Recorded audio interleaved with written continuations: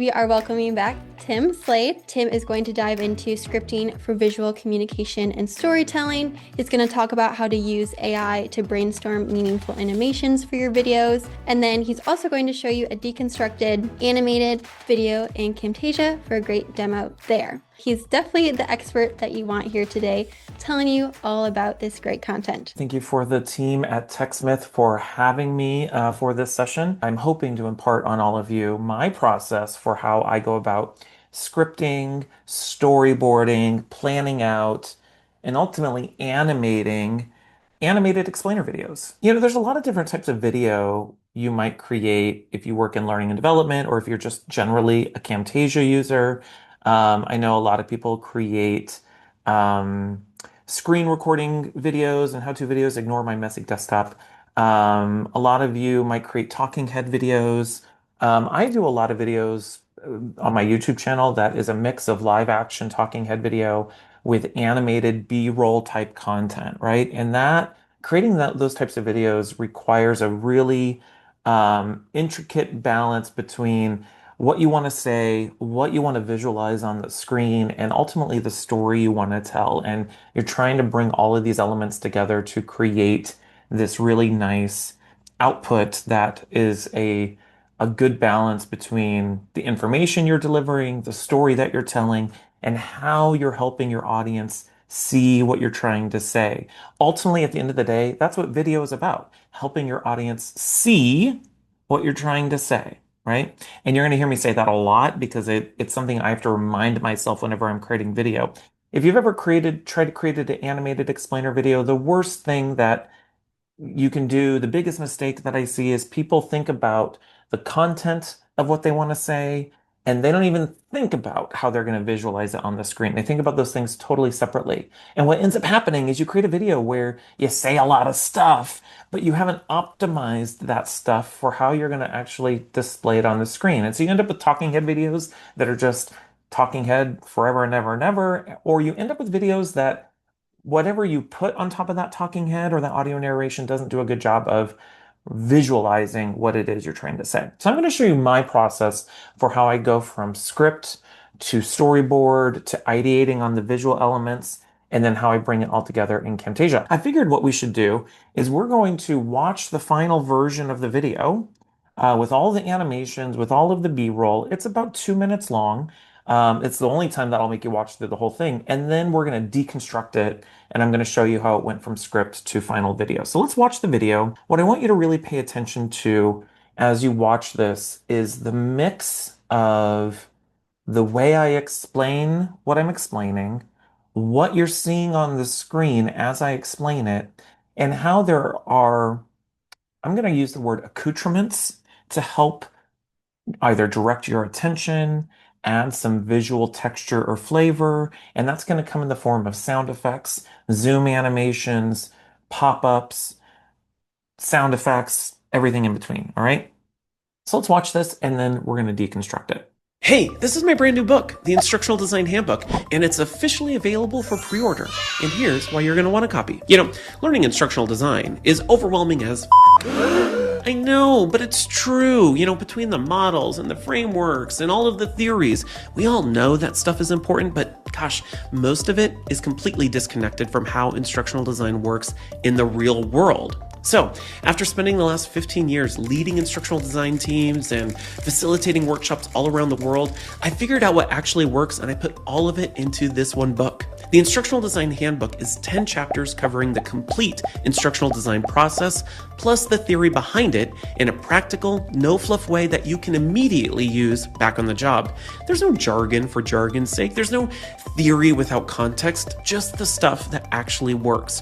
And every chapter is packed full of pro tips based on my earned insights from working in the industry, answers to common questions nobody wants to ask out loud, AI assists so you know exactly where AI fits into your workflow, reality checks to keep you grounded, and examples in action that show you what these concepts look like when they're actually being used. You'll also find QR codes throughout the book that link to bonus resources and downloads and examples and videos where I share stories from my own career.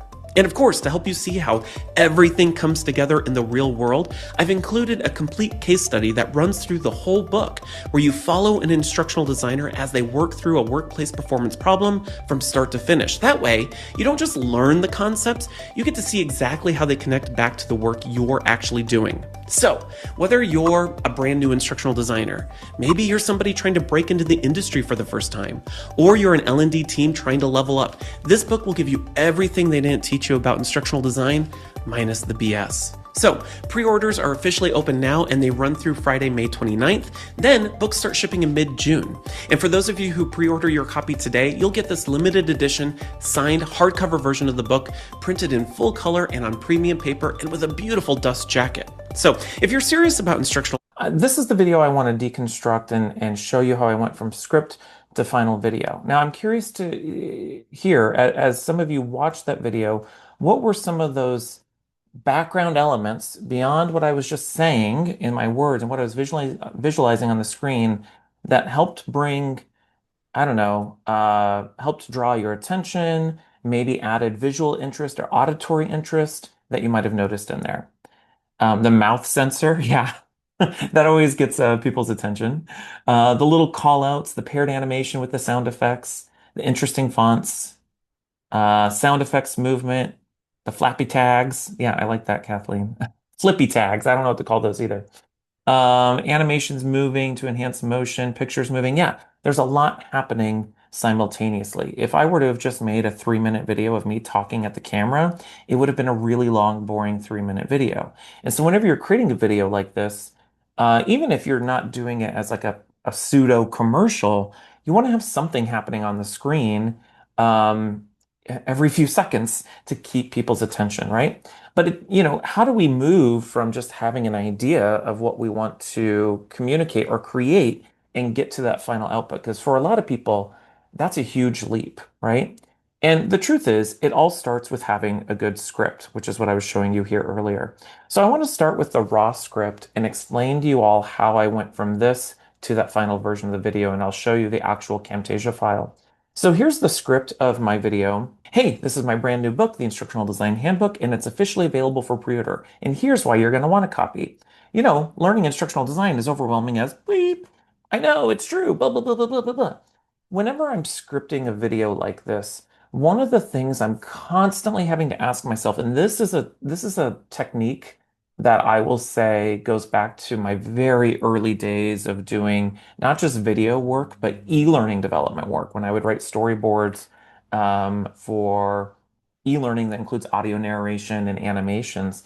One of the things that I'm constantly asking myself when I look at a script like this is, what can I display on the screen to visualize what I'm saying? And so as I go through a script like this, I think to myself, okay, if I'm going to say, hey, this is my brand new book, The Instructional Design Handbook, and it's officially available for pre-order, here's why you're going to want a copy. I'm trying to ask myself in my mind and envision in my mind's eye, what could I visualize on the screen? So I'm talking about my book, The Instructional Design Handbook. So obviously, I'm probably going to display that in some way. I'm also looking for any text or words that I want to display on the screen, right? Because sometimes you can't just have all visuals. Sometimes you need actual text. So it's officially available for pre-order, right? So I'm trying to script with that in mind, thinking, what am I going to put on the screen for this? One thing I would encourage you all to do, whether you're creating video or whatever it is that you're doing, is that um, if you can't in your mind's eye think about what you could put on the screen for the thing that you're saying, it's usually an indicator that you need to rewrite it. And so as I'm writing this, I'm thinking about the balance between, where am I going to have my talking head video? Where am I going to have B-roll? What is that B-roll going to be, right? And so then we have lines like this. Learning instructional design is as overwhelming as bleep. I know it's true. I know that's going to be me on the screen. Between the models, frameworks, and theories, we all know that stuff is important, but most of it's completely disconnected, blah, blah, blah, blah, blah. So there we know, I know I'm going to have some talking head video. But even this, like, let's just take this, I don't know, I can barely call it 3 paragraphs. It's really at the most 2 paragraphs. I just have it split up this way. Even this, what do we have? 1, 2, three sentences of text. Three sentences of text doesn't seem like a lot, right? But when you have it recorded, when you have three sentences of text and you start going beyond that, that's a lot of time where somebody's just staring at you, right? So then that's where I'm weaving in and out between, you know, I know I can safely have myself on screen this long, but by the time I get here, I need to do something different, right? So then we move into the next paragraph. So after spending the last 15 years leading instructional design teams and facilitating workshops all around the world, I figured out what actually works and I put all of it into a book. So this is where I'm thinking about how could I visualize spending the last 15 years working with ID teams. Okay, let me get some shots of me working with those ID teams and put that on the screen. So that's my initial process of I'm gonna I'm gonna storyboard and script it, and I'm gonna challenge myself to, in my mind's eye, figure out what I'm gonna put on the screen. Now, I say all of that, and I acknowledge that for a lot of people, making that leap of envisioning that in your mind's eye is a challenge because if you're new to doing video editing, video production, if you're new to using a tool like Camtasia, your ability to do that is all cluttered with, well, but how would I actually animate that in Camtasia? Where am I going to get those graphics?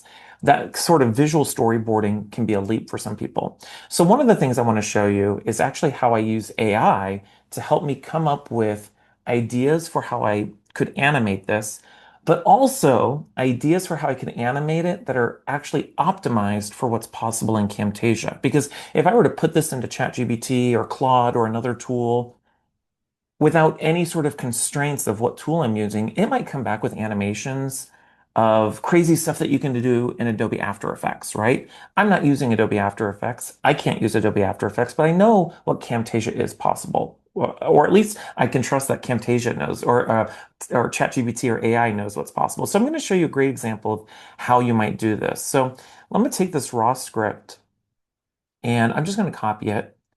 And I'm going to show you exactly what I would do if I were trying to get AI to help me brainstorm and visualize some of these concepts. So I'm going to say, I'm working on a promo video for my new book, the Instructional Design Handbook, and I need to create and edit a video in Camtasia to help me promote the book.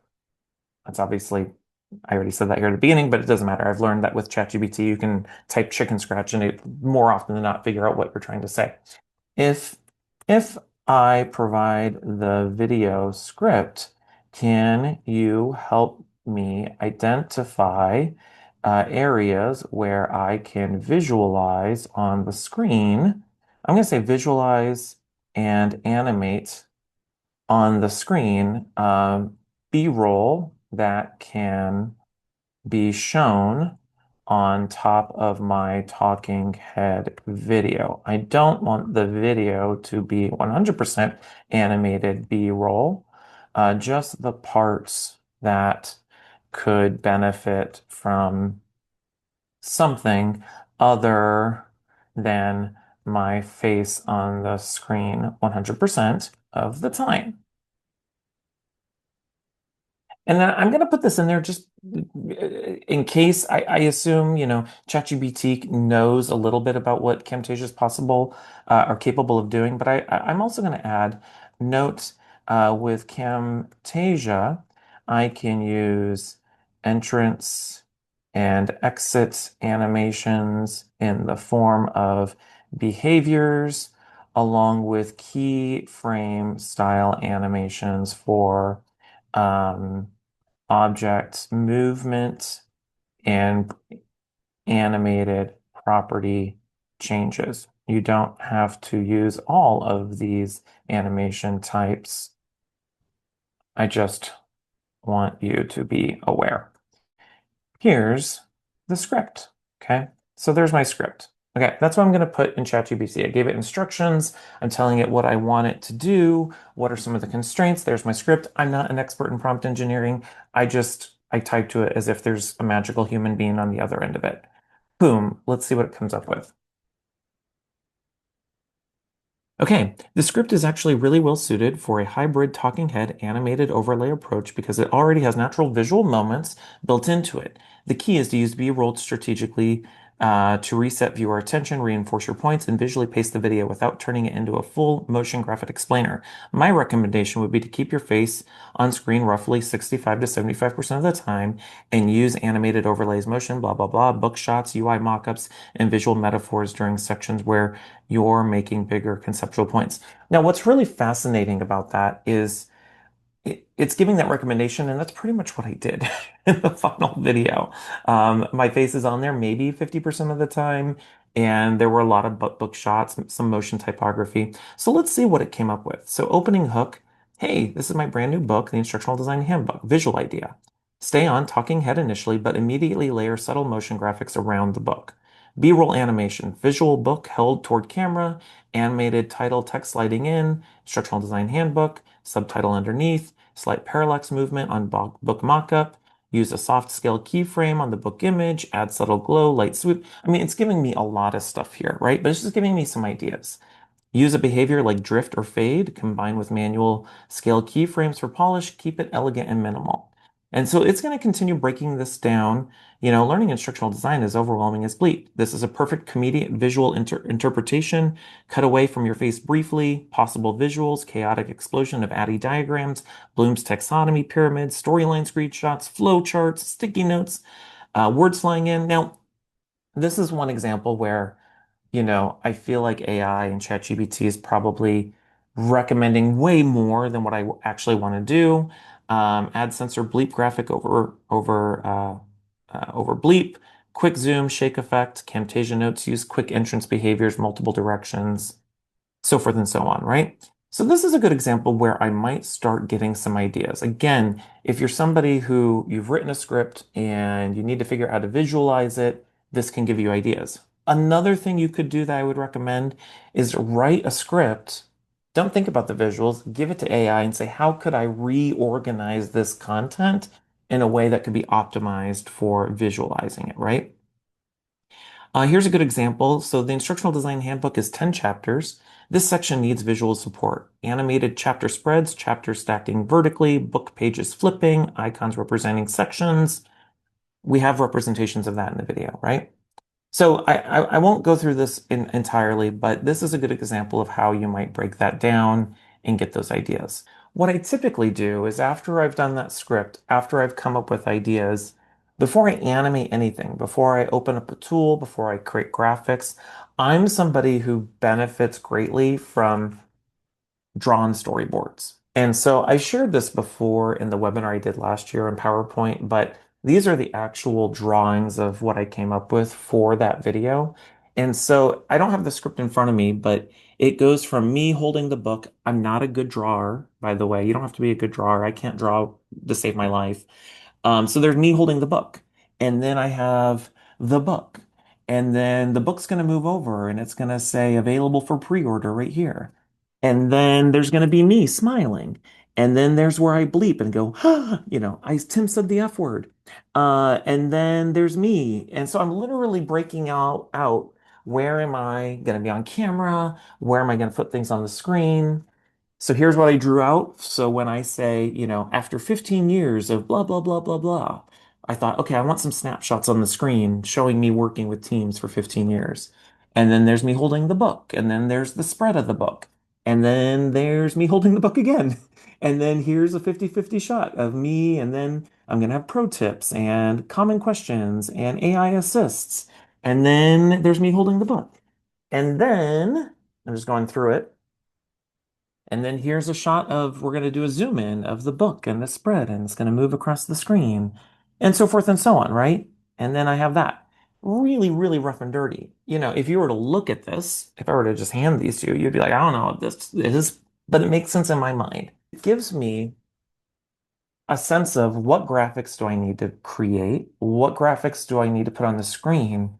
But then it also kind of helps me see the mix between here's when Tim's on the screen, here's where I'm going to have B-roll, here's where Tim's on the screen. So I get a sense of the balance. So I can then see, okay, I need to add a little bit more here, or I need to adjust my script here. The first version of the script, I don't have it anymore because I deleted this part, but I had like a whole other paragraph where I couldn't figure out what to animate with it. And it was mostly just excessive language. And I was like, well, what if I just delete this paragraph? Would the video still work? And so part of this process is editing back what it is that you said, figuring out how can I say what I'm saying in one sentence instead of three sentences, right? And I'm horrible at that. I'm normally pretty verbose. So that's that process. So here's the actual Camtasia file for this video. I have a lot of the tracks over here hidden because what I want to show you now is how each of those elements you saw in the final video kind of get layered on top of one another to create the final video. So I actually have three different versions of my talking head video in here. So you can kind of see the differences between each one as I add the different effects and then as I add animations. So this first cut of the video, we're not going to watch the whole thing by any stretch of the imagination. We'll watch the first few seconds. This first cut of the video is the version of the video. There's no jump cuts, there's no animations, there's nothing like that. It's just me editing out the awkward pauses or the mistakes that I had in the video. And I want you to see just how boring it is without anything else happening on the screen. So I'll go ahead and play the first few seconds of this. Hey, this is my brand new book, the Instructional Design Handbook, and it's officially available for pre-order. And here's why you're going to want a copy. Learning instructional design is overwhelming as fuck. I know, but it's true. Between the models and the frameworks and all of the theories, we all know that stuff is important, but gosh, most of it is completely disconnected from how instructional design works in the real world. So, after spending the last 15 years leading instructional design teams and facilitating workshops all around the world, I figured out what actually works and I put all of it into this one book. Okay, I'll pause there. So that's just me talking to camera. And when I film this, I have a teleprompter.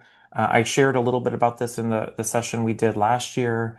And I literally read the whole script. Now, with this particular video, it's a little bit more fast-paced because again, it's a promo video. So on my teleprompter, you can control the speed at which it moves. And so I made it move a little bit quicker because again, it's a commercial, right? So we wanted it to be a little bit quicker. Now, what I do after that, I'm going to show you one small thing that I add to my just talking head video that just even this small change adds a little bit of visual interest and flavor, and it also helps you hide edits, okay? So for example, if we look at the cut between this clip and this clip, there was some empty space here because either I messed up or there was extra time on my teleprompter. So I'm going to play this part real quickly so you can kind of see where that edit was. Here's why you're going to want a copy. Learning instructional. It's just a small frame cut out, right? Well, one of the ways that I hide that is with a technique known as jump cuts, okay? So I'm going to hide this track and I'm going to unhide this track. This is the same video, but the difference is I have jump cuts between the clips. So for example, if we look at this clip here, this is, me on camera. But then if we jump in here, you can see I've zoomed in. We're at like 128%. Little cuts like that hide the edit, meaning the two separate clips, but then it also adds visual interest. So if I play this part, I'll just play this from the beginning and then we'll watch that part so you can see the jump cuts happening. Hey, this is my brand new book, the Instructional Design Handbook, and it's officially available for pre-order. And here's why you're going to want a copy. Learning instructional design is overwhelming as fuck. I know, but it's true. Between the models and the frameworks and all of the theories, we all know that stuff is important, but gosh, most of it is completely disconnected from how instructional design works in the real world. So, after spending the last So that was a good example right here. This clip and this clip were two separate cuts, two separate recordings of the same video, but the jump cut makes it feel less abrupt, right? So I'll play this section one more time so we can kind of see that in real time. instructional design works in the real world. So, after spending the Without that jump cut, you would notice very clearly that it's two separate things, but the jump cut makes it feel more natural. So after I record the video, I record everything, talking to camera, I'll go through and I'll edit it with jump cuts. That helps me hide the edit. It adds visual interest, especially for those periods of the video where it's a little bit extra amount of time of me just talking at the camera, right? The jump cuts can add that interest. So then the next thing that I would go do after I did that, I start adding in zoom and pans. Now, if you're not familiar with how to use animations in Camtasia, I'll give a really, really quick tutorial. So you'll notice the difference between this track of video versus the other ones is that there's these arrows on the screen. These arrows are animations in Camtasia, and they allow you to animate objects or move objects on the screen. And for those of you familiar with Adobe Premiere or other more pro level video editing tools, animations are essentially keyframes. They allow you to animate the difference between one state or position of an object to another state, right? So I'll show you an example of this as we come back here to the beginning. I'm going to zoom in really closely on my clip here. And you'll notice I have an animation here. This is a really, really quick animation where my video is at 100%. So it's filling up the whole frame canvas area. But if I scroll over this, you're going to see it zooms in really quickly. That's all it's doing. It's just animating the difference between 100% scale, where the video fills up the whole space, zooms in real quickly to 132%, right? So if I were to delete this, I'm going to delete it and I'll put in a new one. I'll just do an animation. I do all of my animations with custom animations. It's just my thing. And I can put that on here and I can adjust how long it's going to take to animate. And if I want that to happen right here, where I say, hey, this is my new book, blah, blah, blah, blah, blah. It's not going to do anything right now, but I'm going to go to the other side of the animation. This is the after of what it'll be. I can make it that 132% and adjust it. And it's going to automatically animate the difference between those two states, right? And just to give you an example of what you can do with that, there's other things you could do. Let's say, for example, instead of just making it, zoom in, if I wanted to, I could also, let's do colorize. I'm going to add colorization. Let's say I wanted to do something crazy, like change me from, let's do 0% intensity, and I wanted to make myself green because aliens are coming. You can see how it does that, right? I'm doing that as an extreme example. I would never make myself look like that. But that's what those keyframe animations are. So let's take a quick look at some of the clips with those animations so you can kind of see how that layers on an additional layer of complexity, visual interest to the video. So I'm going to play the opening one more time. Hey, this is my brand new book, The Instructional Design Handbook, and it's officially available for pre-order. And here's why you're going to want a copy.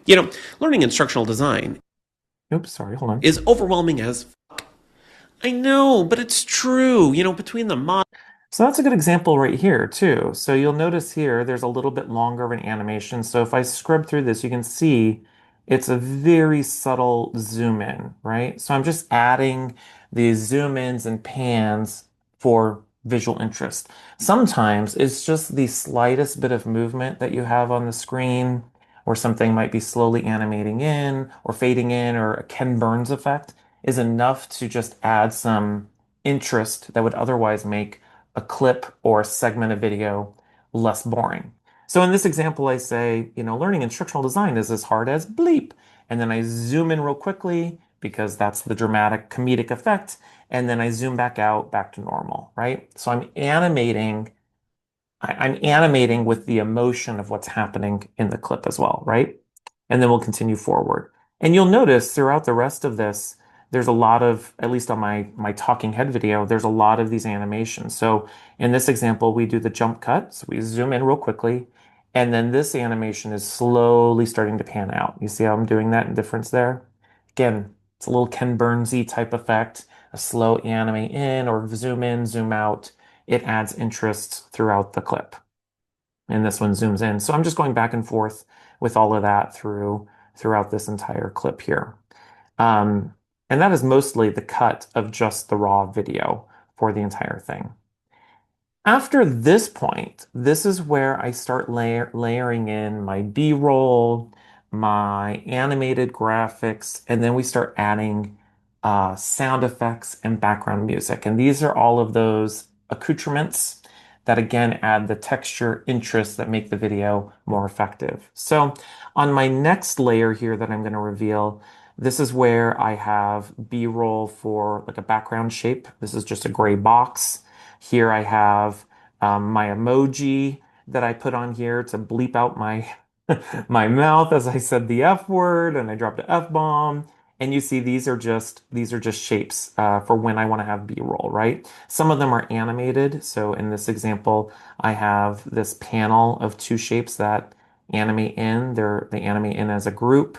And this animation right here is what pushes me from center screen all the way over.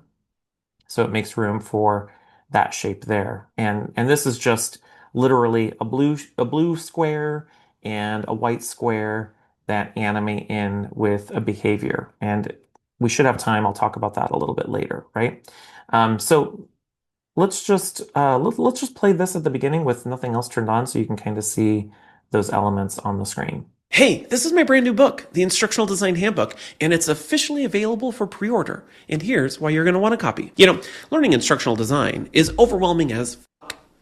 I know, but So, it's true. Between them I'll go down here so you can see this animated part coming in. that actually works.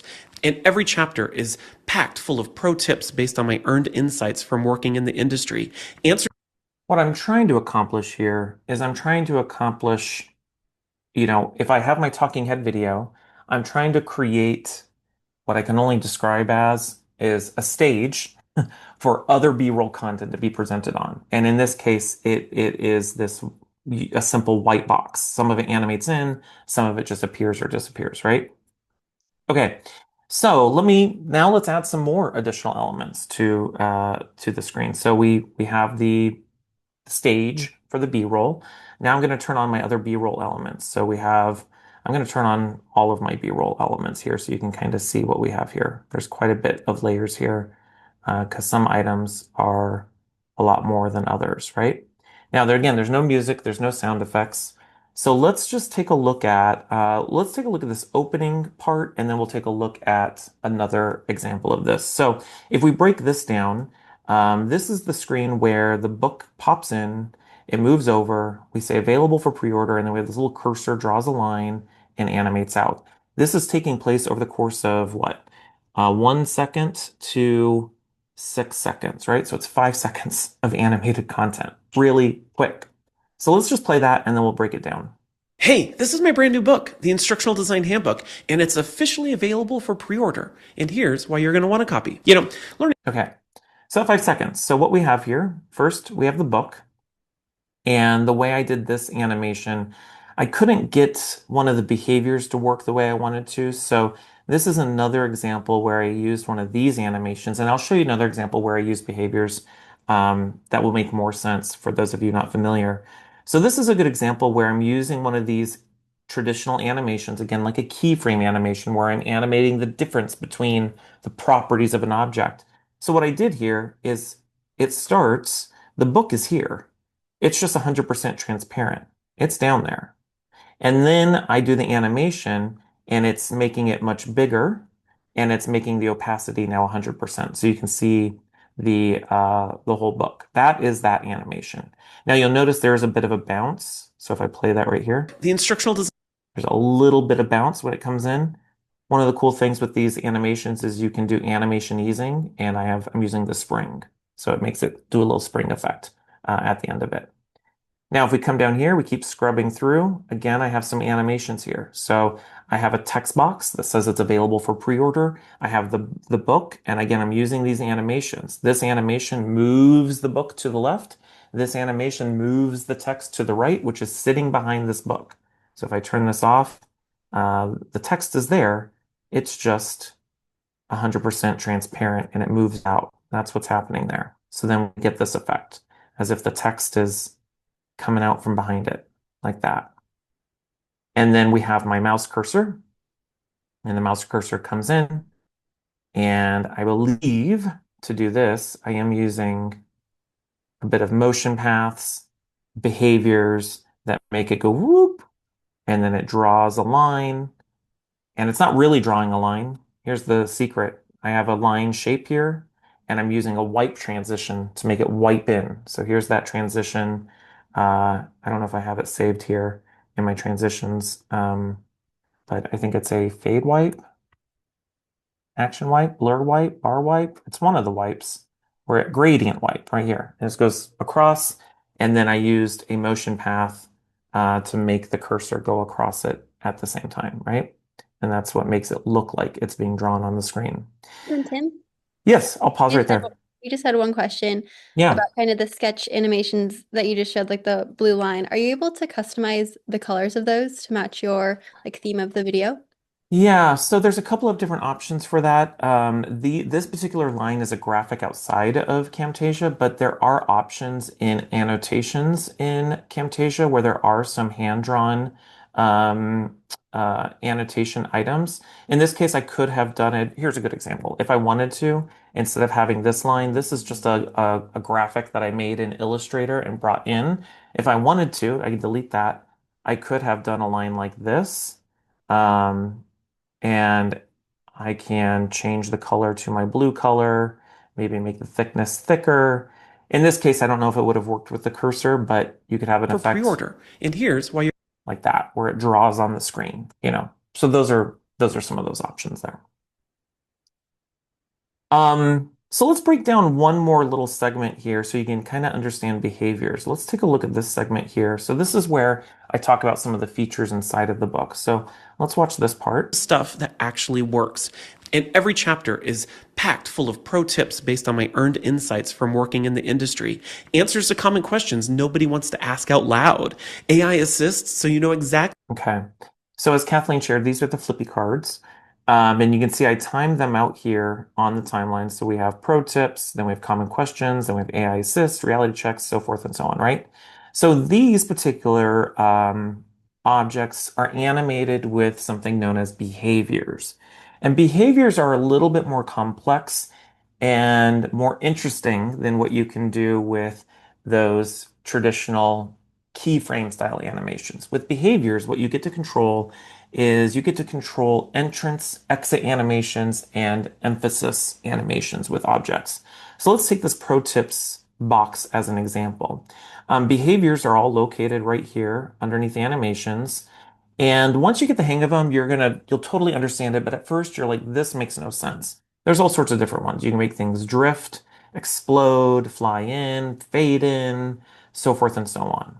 So once you add, I'll do this, I'll turn off this behavior. So I'm going to get rid of it. So right now, Full of pro tips based it just appears. There's no behavior. If I wanted it to behavior in this case, I'm going to do a pop-up. That's what the technical behavior is for this. I'm just going to drag it to the clip.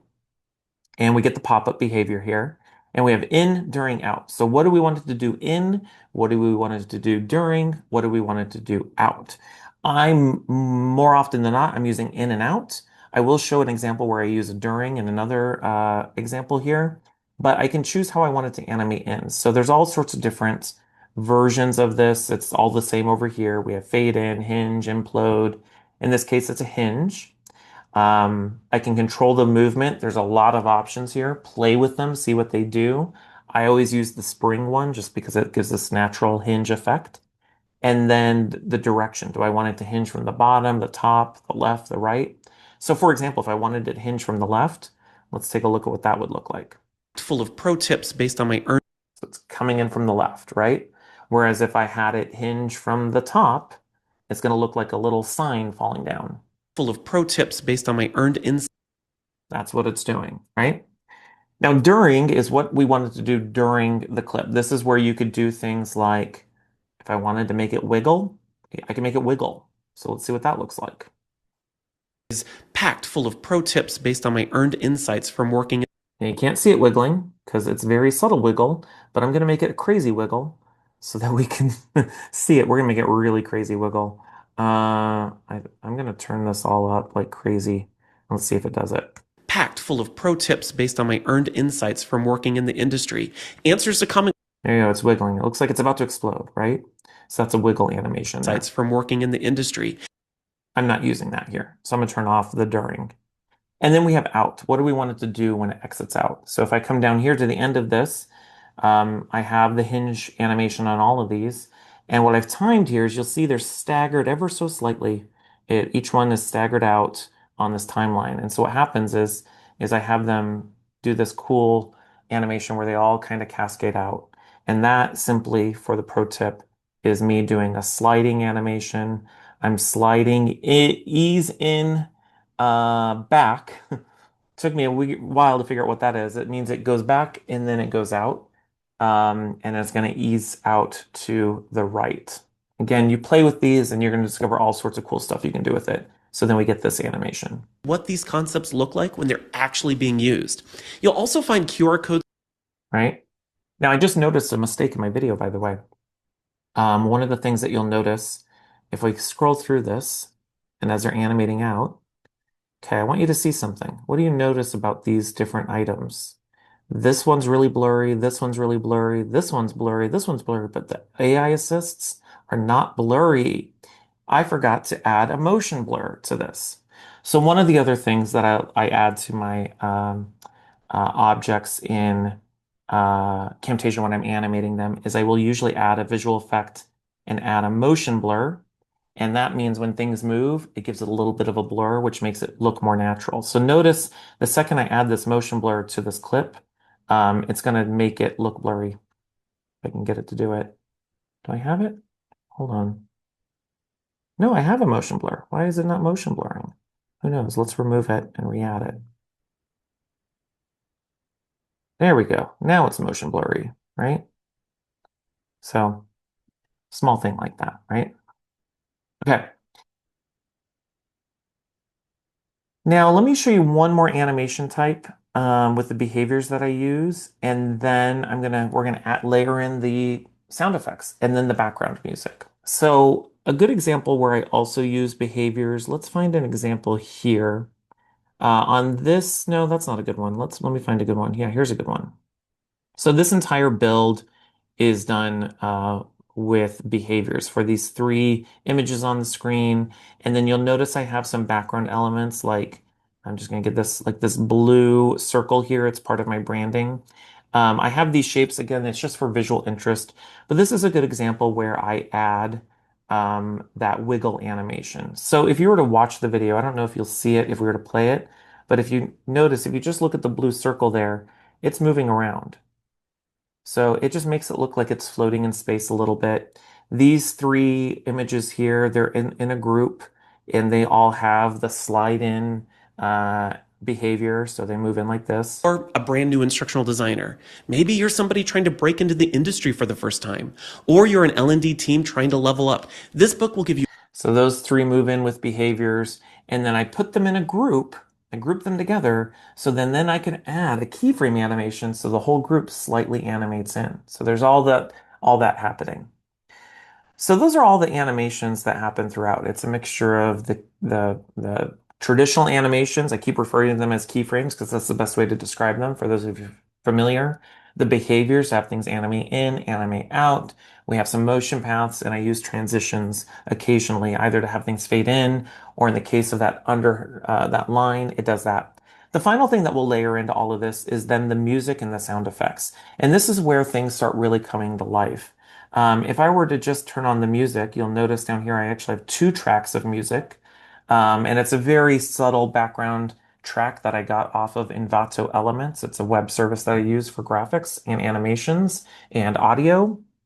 And the reason I have two tracks is because this track that I downloaded, it's called The Technology. That's the name of the track here, The Technology. It wasn't long enough for my video. So in this case, what I had to do, it's very subtle, and once you notice it, you probably won't be able to unhear it. But essentially, I have two tracks of the audio. Let me zoom back out here. Two tracks of the audio here overlapped, and as one fades out, the other one fades in, and I try to get the beats to align so that I can extend the length of that music to the length that I need. Is that the right way to do that? I have no idea. It's just the way that I do it. And then we have the sound effects. So I'll turn those on here. The sound effects are a mixture of, I have sparkle sound effects, I have children screaming yay sound effects. I have the bleep sound effect. I have swipe sound effects. And again, all of these come off of a website called elements.envato.com. And this is a place you can get tons out of the Camtasia library. I'll mention that. But I get a lot of them from here for sound effects.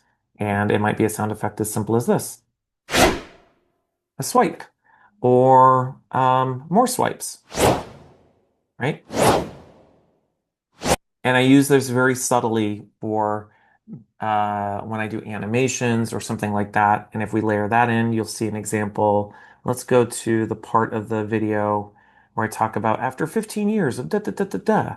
I wanted these snapshots of me happening on the screen. So my sound effects down here are of this. I'm going to turn off my audio of me speaking so we can just hear the sound effect. It's video, it's a camera snapshot.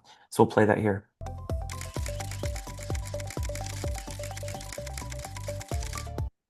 Just that, just to have something to give some meaning to that animation. And then once we layer on the music and my audio, 15 years leading instructional design teams and facilitating workshops all around the world.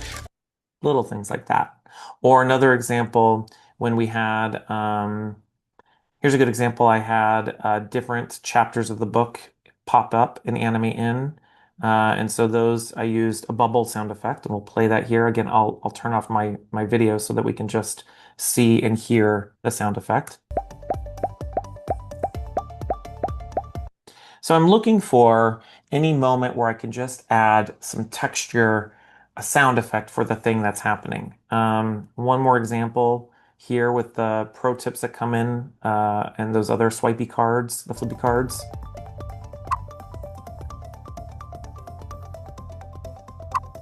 It's just a little swipe sound effect. And then of course, way back here at the beginning, without my audio,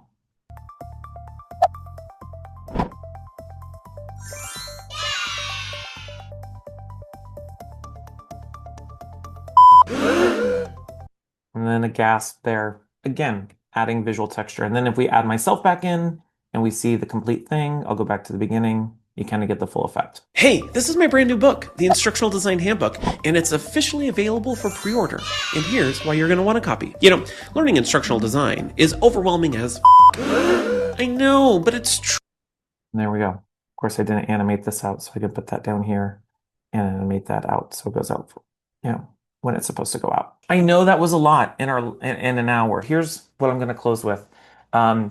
Animation and doing videos like this is all about helping your learners see what you're trying to say. And it all starts with the content. If you think about your content separately from what you're going to put on the screen, you're going to end up with a very disjointed, disconnected video.